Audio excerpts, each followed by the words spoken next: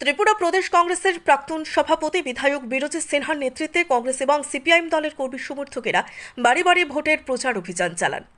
মূলত পূর্ব ত্রিপুরা উপজাতি সংরক্ষিত আসনে ইন্ডিয়া জোটের প্রার্থী রাজেন্দ্র রিয়াংয়ের সমর্থনে কৈলাসহর পুর পরিষদের কালীপুর এলাকায় বিধায়ক বিরজিৎ সিনহার নেতৃত্বে কংগ্রেস এবং সিপিআইএম দলের কর্মী সমর্থকেরা 53 কৈলাসহর বিধানসভা কেন্দ্রের 51 নম্বর এবং 52 নম্বর বুথ কেন্দ্রের সাধারণ মানুষের বাড়ি বাড়ি প্রচার অভিযান চালিয়েছেন। এই বাড়ি বাড়ি প্রচার অভিযানে বিধায়ক বিরজিৎ সিনহা ছাড়াও উপস্থিত ছিলেন স্থানীয় সিপিআইএম নেতৃত্ব কান্তিলাল দেব, রানাধর, পলাশ দে, বনবিহারী সিংহ, কংগ্রেস নেতা দিলীপ দাস, দেবাংশু দাস, অমরজিৎ দাস সহ আরও অনেকে। সকাল 7টা থেকে শুরু হয়ে বেলা 11:30টা পর্যন্ত বাড়ি বাড়ি প্রচার অভিযান কর্মসূচি চলেছে।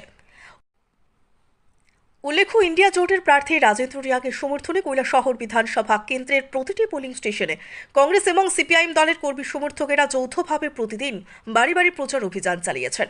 বাড়ি বাড়ি প্রচার অভিযান কর্মসূচি শেষে বিধায়ক বিরজিৎ সিনহা বলেন যে নরেন্দ্র মোদীকে দেশের মানুষ আর চাইছে না, তাই কেন্দ্রে বিজেপি সরকারের পতন শুধুমাত্র সময়ের অপেক্ষা।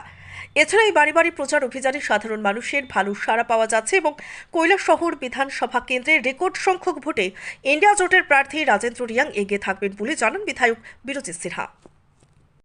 উপজাতি সংরক্ষিত আসনে প্রার্থী শ্রী রাজেন্দ্র রিয়াং এর পক্ষে আমরা জোর প্রচার শুরু করেছি।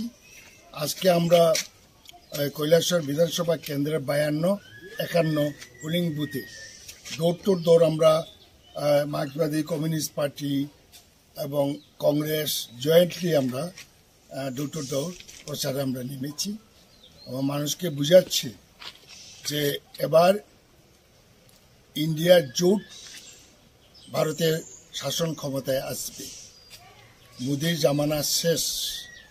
সেই জন্য ইন্ডিয়া জোটকে শক্তিশালী করার জন্য এখানে সবাই সিপিএমের যে দলীয় প্রতীক কাস্তে হাতুড়ি দেওয়ার জন্য আমি আহ্বান রাখি এবং ওই জেনারেল আসনে পশ্চিম ত্রিপুরার কংগ্রেস প্রার্থী দাঁড়িয়েছে, সেখানে সিপিএমও কংগ্রেসের সাপোর্ট করছে। আমি বিশ্বাস রাখি এই বিধানসভা কেন্দ্রে